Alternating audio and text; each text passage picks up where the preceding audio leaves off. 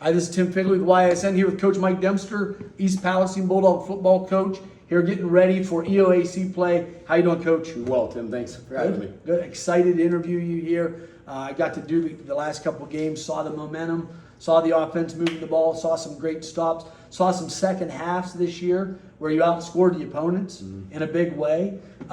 Tell us, I guess, as we go on, all the Bulldog fans out there, really what you're trying to do that's building some momentum in the program. You know, one of the things that was most important to me when I first got here was getting these kids to understand the history and the tradition that this program, this school, and this community has. You know, so many of them were oblivious to it. And we wanted them to understand that not only, can you win here, right. it is expected that you win here based on that tradition. And I think that's made a huge impact on us. For us, as a staff, it's something that we continue to talk to the boys about. We have guest speakers that come in all the time. We've made sure that all of our championship teams are highlighted. We've made sure that every single player from the beginning of Bulldog history, well over 100 years, that has won an all-county, an all-league, or all-Ohio award is recognized. You know, our 1,000-yard rushers, our 1,000-yard passers. This is a very tradition-rich program, and it was unfortunate that our kids didn't know that. And so one of the first things that we tried to do was to bridge that gap between our alumni and our past and our future and our present. Yeah, being young, right? You don't remember those years because you were never around, right? As kids. So what gave you that idea in the first place? Where'd that stimulus come from? You know, I've been a lot of places. I've had the rare opportunity to coach high school football in 3 different states, North Carolina, West Virginia, and of course Ohio, my home state. And, when you're an assistant coach and you've been around various programs, you take kind of a piece of every program you've ever been to. And, several programs I have been to, that was a very big deal for them to make sure that was bridged between the past and the present. And, coming in here and being a member of this community and being aware of how rich that tradition was, but not being able to see it visibly anywhere, made me want to make that one of my number one priorities in my first offseason. Yeah, and for Bulldog fans that might know the rich tradition, or maybe some don't, who have been some of your speakers you've got to bring in over the course of the last year and a half? Sure, we've had plenty. Almost too many to name individually, but our goal last year, when we first got this ball rolling, every Wednesday we brought somebody in, and the goal was to bring somebody from every decade. Okay. We brought somebody from the 50s, we had the 60s, the 70s, 80s, 90s, 2000s. We made sure that it was comprehensive in that regard. And this year, people are aware that we're doing that. So we've had some people who have reached out to us with some interest in doing that.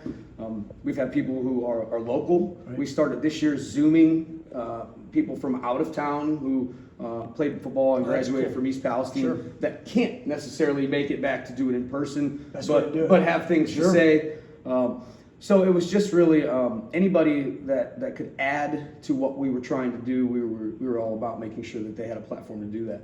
Yeah, and what do you think have been some of the key messages? What have the athletes learned from former athletes and players and people that have made a difference in these powers? I think every time we have a speaker, I say the same thing, that it's so great to hear these guys that come in who never hear what we say as coaches and are never at these practices, but they completely reiterate exactly what we say as coaches about the pride, about the tradition, about effort, about playing together, about how fast it goes and to make the most of it. Just, all of the, what you would probably say is a cliche, a coaching cliche, but to have those guys come back and just reiterate that message, I think is probably the most, it provides more conviction. Yeah, I think. They're confirming. Absolutely, it makes that message even stronger for us. Yeah, they're showing how it worked in the past, Correct. how it worked for them now. Correct.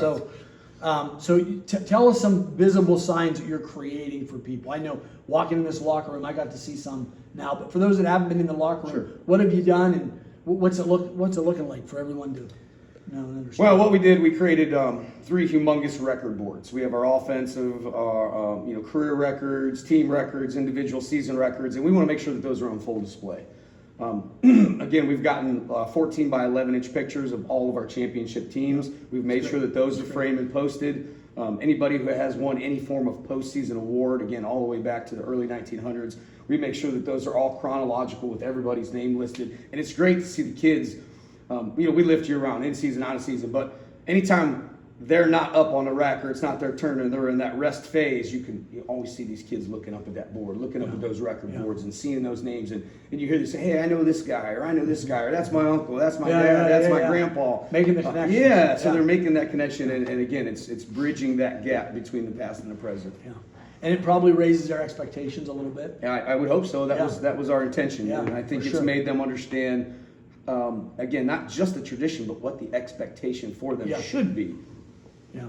And one of the things that has really hurt Bulldog football over the course of the last few years was losing players to other schools. Sure. What are you trying to do right now that's going to keep kids that maybe lived here or are close by to stay here and want to play here rather than go to another school? Yeah, well, in addition to those types of things, what we do is just try to create a positive culture. The best advertising that we can have is word of mouth. Word of mouth from our kids about how much fun they're having, how positive their experience is being, the growth that they have not only seen in themselves, but their team. To us as a coaching staff, that is the most important aspect, is to make sure that that positive culture permeates outside of this locker room and is being heard outside of this locker room. And all of that, we try to market ourselves. In this day and age with open enrollment, open enrollment has worked to our detriment so much in the past that we'd like it to begin to work to our benefit at some point in the near future. So we've done a much better job of marketing. We've got a fantastic social media director in Jim Hall who makes sure that all of our social media platforms are always buzzing, always putting out what's going on. We've got new uniforms. We got things like this as a backdrop. Sure. All the signage.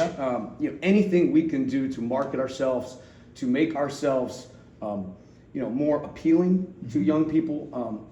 It has made a tremendous impact. In year one, we lost 4 freshmen to open enrollment that were coming up. Had we not had this train derailment, we don't lose anybody. But even with the train derailment from 8th to 9th grade, we only lost 1 kid. And we brought in 14 of them. So that has been our goal, is to, and looking back in years past, where do we lose kids? It's between 8th and 9th grade. Wow. So we're trying to do everything we can to promote them. We did a signing with them that we blasted off all our social media pages, where they just signed a page that said that they were going to commit to Bulldog football, but it made them feel special. You know what I mean? It gave them their moment to know that they were a part of this team and that we cared about them and that we want them here. And I think if we just continue down that path, then we will see good things as a result of that in the future. Yeah, they're feeling valued and they're getting a greater commitment because of that. Absolutely. So we opened up with the team and how you've outscored your opponents in the second half at least twice this year. Yes. Why do you think the second half is where they're coming on? What's going on there in the first couple games as you're thinking about going into EOAC play? Why the second half? What are you doing at halftime that's making the adjustments, or what's that halftime speech sound like, or what's going on there? Again, in my almost 20 years of doing this, that to me is a sign of a young team. Young teams have to gain confidence as the game goes along to play. And we're a very young team, yet again. We're putting 3-4 freshmen out on defense at one time. We're playing 4 or 5 sophomores in the rotation. So we've only got 12 upperclassmen. So we have to rely on a lot of those younger kids. So to me, it's just a characteristic of a young team. You can see once the confidence comes and they know that they belong on that field with another team, they just take that game to another level. And in my 12 games as a head coach here, it's either been the first half or the second half that we either come out really strong and punch people in the mouth and then just run out of gas, or through attrition can't complete those 4 quarters, or in the instance of these first 3 games of this season, it's us just slow starts. Sure. And I don't know if it's the lack of confidence, but I also know that it's that shift in the culture. No matter how much you shift, that's that hardest hurdle. And that's that next hurdle that we've got to clear. We've got to take that field with confidence. We have to understand that we belong and can compete with anybody on our schedule. And when our boys do that, they're as good as anybody we play. Yeah. What are you doing to get that shift? I mean, you've overcome some hurdles, right? What are some things you're doing to build confidence? Because they're clearly playing with more confidence. We heard from some of your players tonight, that you had 400 yards last game. It took you 4 games to get 400 yards. Right. So we also heard from linemen that said that they're energized when they get those first downs and they know Absolutely. nothing's going to stop us. How are you instilling confidence in the players right now? It's the weight room. The weight room has instilled more confidence in our guys than any single thing that we can do. When they can see from a quantifiable standpoint their numbers grow, it builds confidence in them. You know, when they see their vertical increase or their 40 decrease or their main lifts go up, they see the difference in how fast they are, how explosive they are. You know, how that they can compete with anybody they line up across. And the more they do that, the more confidence that they build. Yeah. You know, again, we're only in week 3 here, so it's taking them a little bit of time to understand exactly how confident they need to be, how much stronger and faster they need to come out. But this is also a group, unfortunately, especially our upperclassmen who've, you know, they've lost a lot of games in their career. Yeah. So, you know, they've lost confidence. When I got here, they were very low confidence. And so to see the confidence that has built in our upperclassmen now from where they were when I got here to where they are now is probably the most rewarding, you know, aspect of this job. And I know it's not showing up in the wins and losses column, but every measurable stat is showing up. Every, you know, and some of the boys talked about how they're a team now. Right. You know, it's not a bunch of individuals. We are, and we're not just a football team. We're a football program, and that's our goal here. And they understand that. We are, again, we reiterate that as coaches quite often. They know our expectations. And I got to give them and the coaches, you know, my coaching staff 100% credit because they have bought into everything that I have brought with me. My coaches do a great job of making sure that that message is told to those boys day in and day out, and our boys do a great job of embracing that and taking it and run with it and making it their own. Yeah.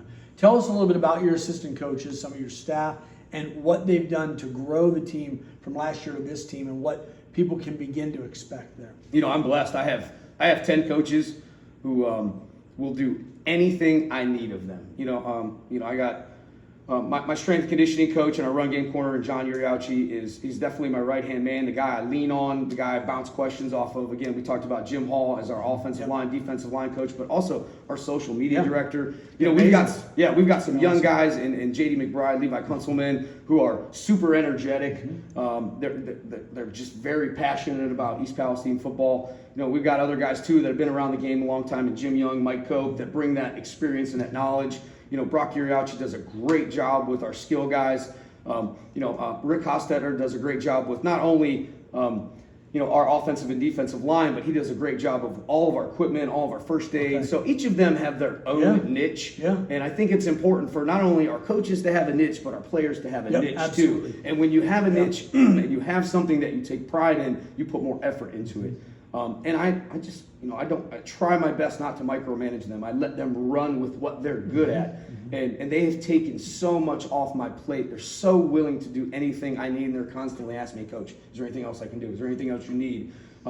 So to have that kind of support from those guys, and kids aren't dumb. They feel it. Yeah. So they can see how close we are as a staff. We're not just here from 3 to 6 o'clock coaching football, but we're friends outside of football as well. We get together outside of football, and these kids know that. They see that.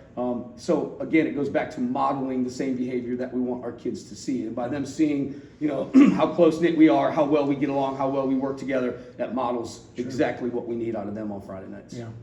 And what do you anticipate going to league play? What do you want to see out of your kids? What do you want to see from the fans? What should they be anticipating? What should they be hearing when they see the kids on the street as they're going in there? What kind of energy do you want them to see and feel? And what can we be looking forward to? Well, I can't ask anything more out of our fans. They are absolutely fantastic. They have supported us through thick and thin, through everything that this program has been through. I never need for anything. If I need anything at all, or this program needs anything at all, there's always somebody in this community who's willing to step up and provide that. As far as our team, they know what it takes to win. It's just a matter of making that happen on the field. And they know that if they can go out and they can put together a complete game for 4 quarters, that they're going to be scary. And they're going to, hopefully knock off a few teams that maybe most people don't think. But that's our goal week in and week out, is to get them to understand the importance of starting strong and finishing strong. Yeah. Start strong, finish strong. What's one last thing you could say here as we close this up? Going into Lisbon. Again, I just want to thank this community. I know that everything that we have been through in the last 6-7 months has been difficult, but our goal for you is to be a positive light for this community, is to give you something that you can hang your hat on and be proud of. And with these young men and this coaching staff, I have no doubt that you are. Yeah. All right, this is Tim Figley with YSN. Thank you, Coach Dempster. Anytime, Great Tim. talking to you. Excited for what we're seeing out of the Bulldogs. It was energizing last Friday. Hoping it's this Friday. Hope everyone comes out, watches the Bulldogs, watches us on YSN either way. And excited for the team. Go Bulldogs. Go Bulldogs.